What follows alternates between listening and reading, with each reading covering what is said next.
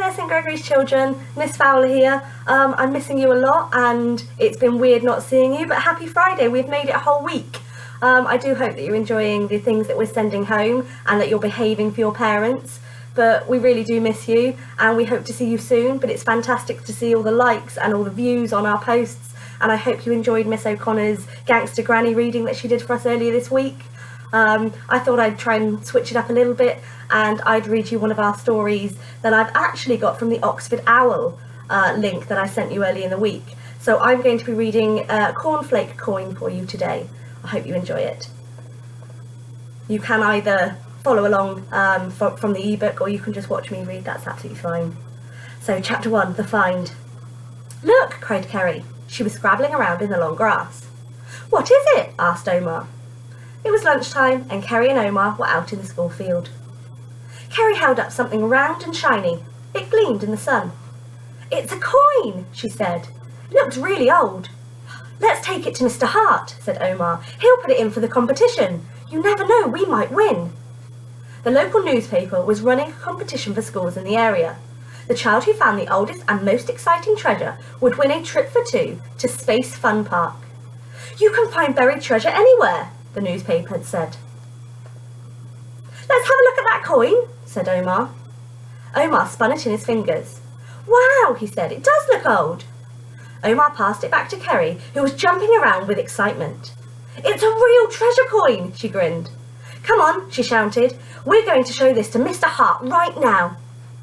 Chapter 2, The Real Thing. Mr. Hart was sitting at his desk when Kerry and Omar burst into the classroom. What's going on? Asked Mr. Hart, looking up. I've just found this on the field, panted Kerry. Will you enter it for the buried treasure competition? She dropped the shiny coin onto Mr. Hart's desk. Mr. Hart rubbed the coin. Then he looked at the writing on it. Kerry and Omar stared at him. If you look at the edge of the coin, he said, you can see the words Fun Start. Kerry and Omar looked at each other. You mean like Fun Start the cereal? Asked Kerry. Mr. Hart nodded. Yes, Kerry, this coin looks real, but it's a copy. It's a free gift from a cereal packet. I'm really sorry. Kerry felt her heart sink, and Mr. Hart saw her face. Cheer up, Kerry, he said. There's plenty of time to find some real treasure before the competition closes. Kerry and Omar walked back across the classroom. They were about to go out when they heard someone behind them. It was Matt Thorne. He was always saying mean things, and now he was laughing at Kerry. Number 3, cereal laughter. The next day, all the class knew about Kerry's cereal packet coin.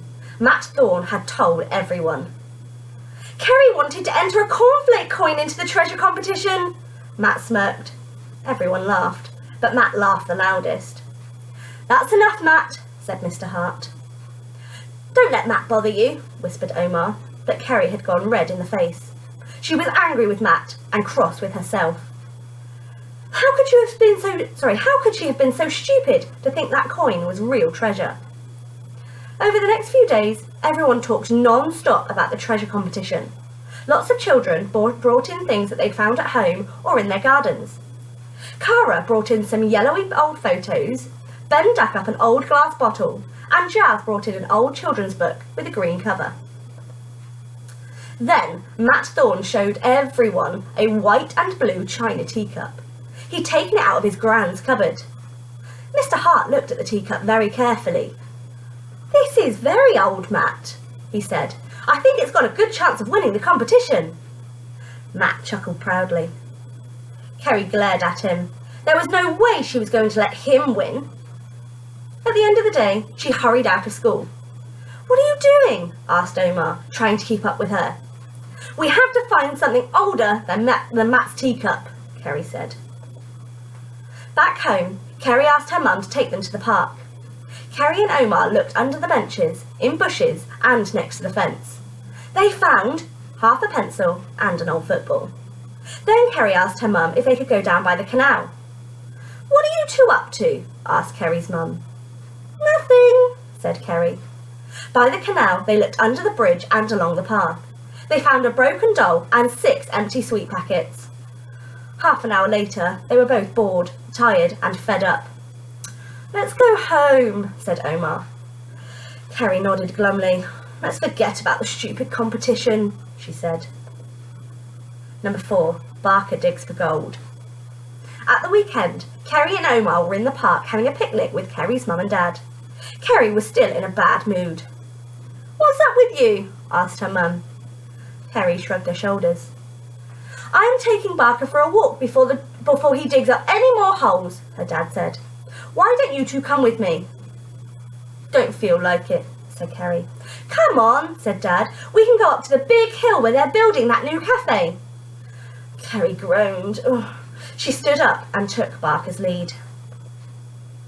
10 minutes later, they were at the top of the hill. There was a huge muddy hole in the ground where the cafe was going to be built. Dad went to look at the yellow digger parked under some trees. Barker suddenly started howling and pulling away from Kerry. She dropped his lead, and in a second he had raced down into a hole and started digging. "Maybe he's found some real treasure," Kerry shouted. "I bet it's just an old bone," said Omar. "He's always digging up something." Barker scrabbled around and dug up some bits of wood. Then he trotted over to Kerry. There was something in his mouth. The look of excitement vanished from Kerry's face. "Oh, just our luck," she grumbled. "It's another one of those stupid cornflake coins." "Let's keep it anyway," said Omar. "You can if you want to," shrugged Kerry, handing him the coin, "but I've had enough of cornflake coins." Just then, Kerry's dad called them over. It was time to go. Omar slipped the coin into his pocket. Kerry grabbed Barker's lead, and they all went back down the hill. Number 5, and the winner is... On Friday, Mr. Hart packed up all of the treasure the class had found. He put it into a big cardboard box. "The competition closes today," he said. "I'll drop this off at the newspaper after school. Does anyone have anything else?" Everyone shook their heads. Then Omar felt a coin in his back pocket. It was the one Barker had found. "Kerry's dog found this," he said, passing the coin to Mr. Hart. "It's another cornflake coin," called Matt Thorne, and everyone laughed. "Why did you have to bring that out?" hissed Kerry crossly. A few days later, the whole school was packed into the hall. A tall woman stood up. "My name is Claire Fenton," she said. "I am the editor for the local newspaper. I'm very glad to tell you that someone from this school has won our buried treasure competition." There was a ripple of excitement in the hall. Everyone looked at Matt Thorne. They'd all heard about his teacup. Matt was grinning from ear to ear. He was ready to collect his prize. "The winner is," said the editor, "Kerry Robinson.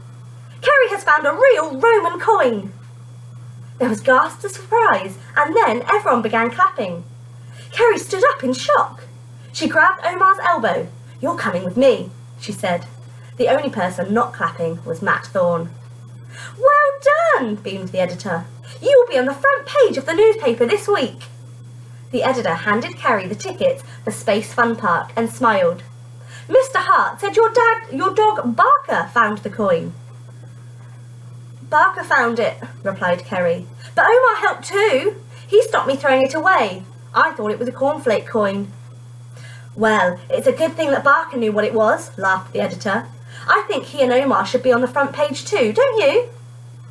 On the way back to class, everyone wanted to talk to Kerry and Omar. Matt Thorne walked behind, his face looking like a thundercloud.